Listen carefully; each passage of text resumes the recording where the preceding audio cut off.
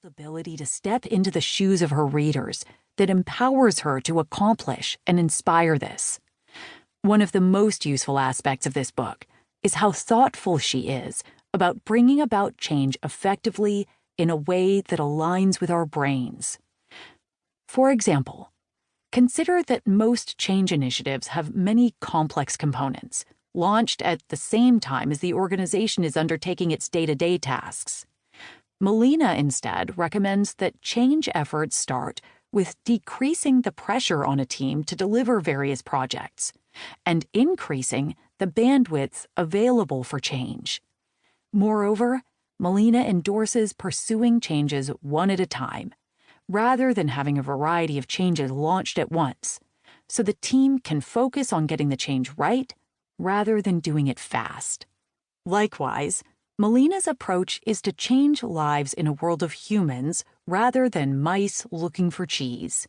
She describes research-based techniques to get buy-in from teams into change initiatives and develop trust in the team leader as protecting and promoting the team's interests. A key component of change that she highlights is how to ameliorate team conflicts and improve relationships between team members, which is critical for the journey of implementing change.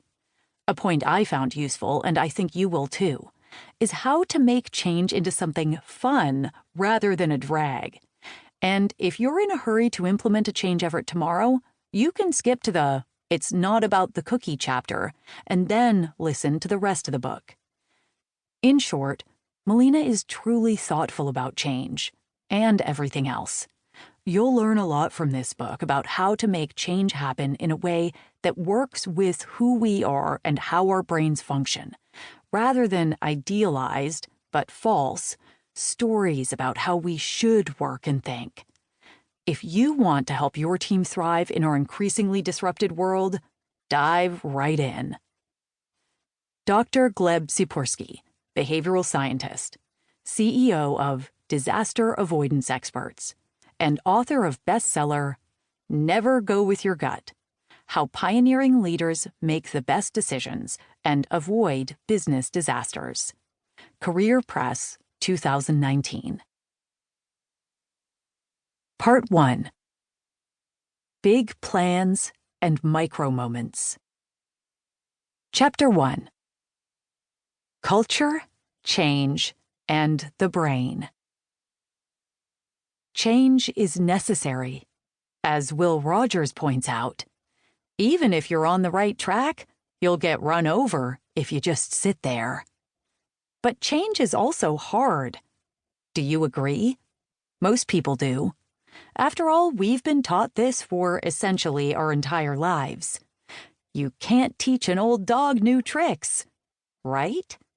As it turns out, old dogs can learn new tricks. And according to some, they do so faster and easier than younger dogs, because they aren't as easily distracted. I'm here to tell you that while we have been taught it for years, change doesn't have to be hard. If you approach change properly, it can be quite easy.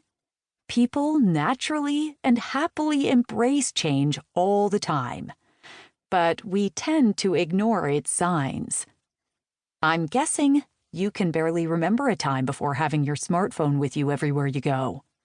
You've conveniently forgotten what it was like to have to know exactly what you were going to do all day, so you could print out directions from MapQuest before leaving, or feeling bored in line and not being able to check your email, Instagram, TikTok, Twitter, or play a quick game of Candy Crush to pass the time.